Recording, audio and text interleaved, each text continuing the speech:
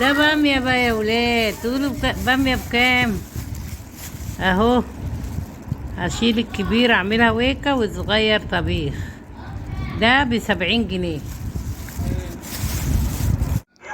السلام عليكم. ماسكافي شو تكر هجرو تمام اعمل اللي يريدوا ايه ويكا كهوات الجيران. يعني النهارده اعمل لكم ويكا يا ولاد. اهو جبت والله البامية دي ب20 جنيه. بامية الكبيرة ب20 والصغيرة جبت للطبيخ ب80 جنيه. التكة ويدا بامية كهوات الجيران. الناس طلبوا مني الطريقة، نزلي الطريقة عشان نزلت اسمه ايه ده اهو يا جماعة. انا سلقت لحمة، كان في لحمة فيها دهن كده حتتين، سلقتها زي ما انتوا شايفين كده ها على النار. طبعا انا هعمل بيها البامية طبيخ. يعني عندي لحمة مفرومة اهو، كنت سايباها لما عملت مكرونة بالبشاميل، كنت سايبة شوية كده، قلت ينفع يعني في التكة ده انا ركو ده يكرها وريك انا بعملها يعني طريقة، يعني عندي طريقة كتيرة للبامية بالصراحة. انا جبت طبعا ايه جايبة توم وحطها في الفريزر متلجة يعني. اخدت حتة هي يا ولاد اجنارو. ربنا يخليك ويبارك فيك نورو نكسل موجة واينوجة. حتة كده ايه الحتة اللي متجمدة دي هحطها ايه هحطها ني كده بعد ما ايه حطيتها مع البامية دي. لا اخليها بعد كده اجنارو. لا لا نعمل السكة لك والله جميلة جميلة. عملنا بقى كابد عيش يعني النوبي، وعملنا كابد وكله طبعا نزلنا طبعا في القناة أشري منه والله. يعني بامية دلوقتي البامية بقت رخيصة شوية، يعني 20 جنيه حلو والله. ويكني البامية الكبيرة ب20 جنيه في الأخبار. الصغيرة اللي غالية هعمل لكم لو انتوا عايزين. انا هعمل طبيخ بامية. لو انتوا عايزين انزل الطريقة قولولي. هتكها هكا شرويدة. طبعا انا موطية النار خالص.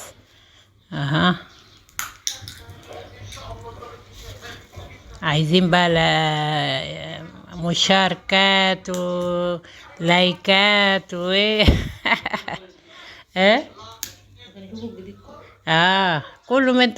كل ما انتوا تعملوا بقى ايه لايكات واشتراكات، هنزل نفسي هتتفتح ان انا انزل حاجات تانية.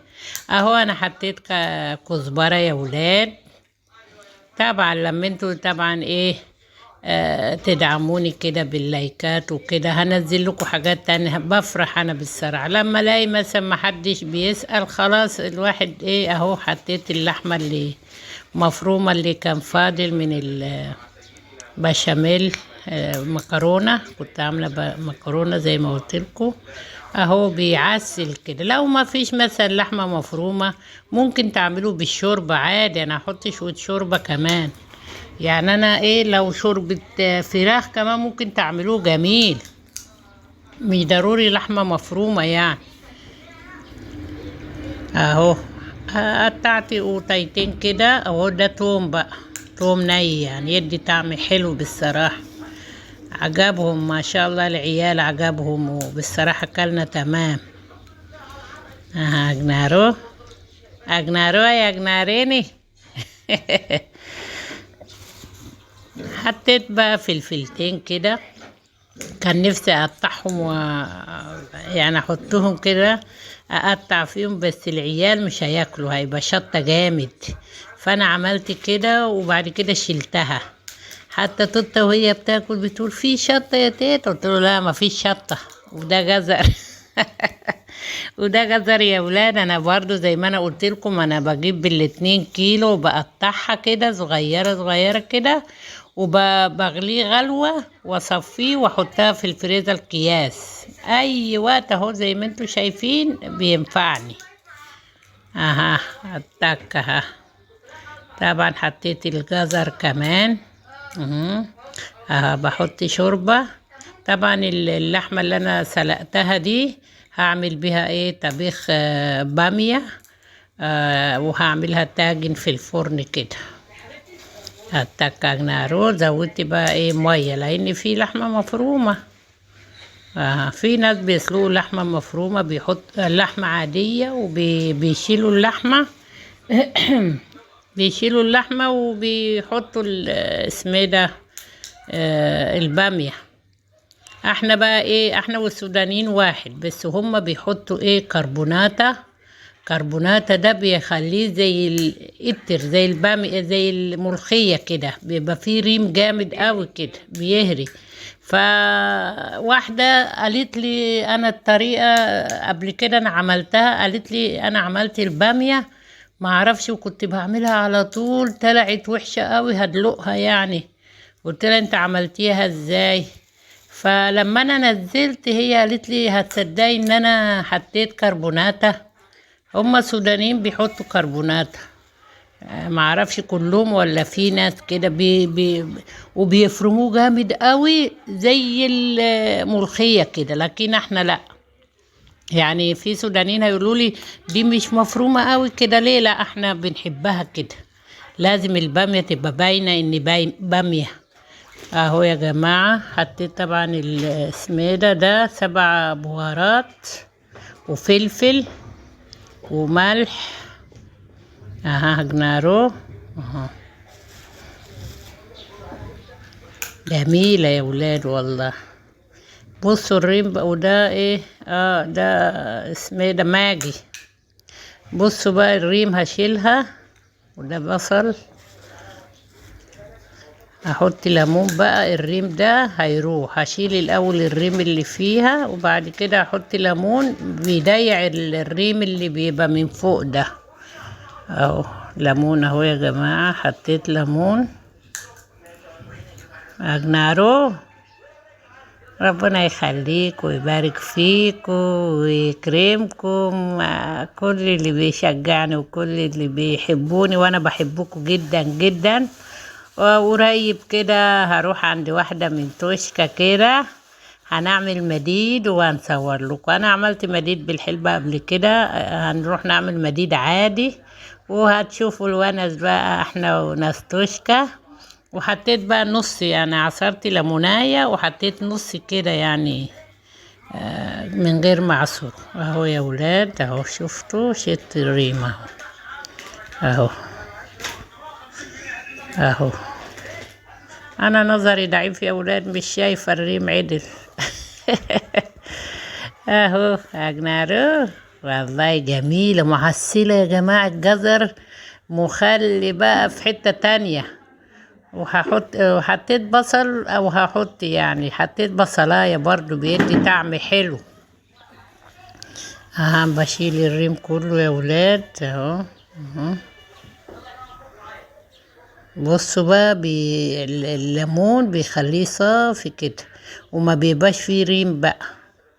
ما تحطوش كربونات انا قلتلكوا اهو. اجنارو اغطيه بسيط كده يا ولاد. اجنارو سكة لقى والله. انا بحب البامية قوي قوي قوي بدرجة انا كنت ايه في الفطار كمان مرة واحدة جت بدبها في الفطار قالت لي الصبح بتاكليها قلت لها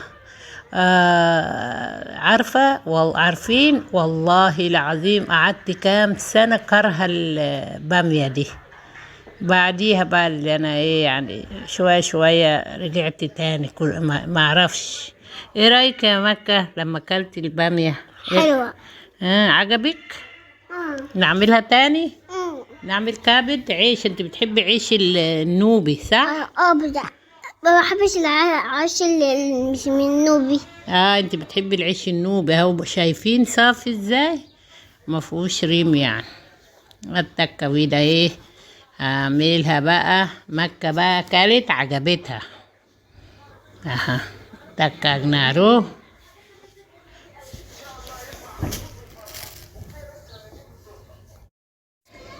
اها وده ايه نبرجة فركر وده، يعني بقول لكم ايه بال اسمه ده جن. نبر اسمه نبر نبر. مفراك يعني. أنا فرقان. اللي الراديو اللي كلم معايا بسمة اسمه راديو مصر.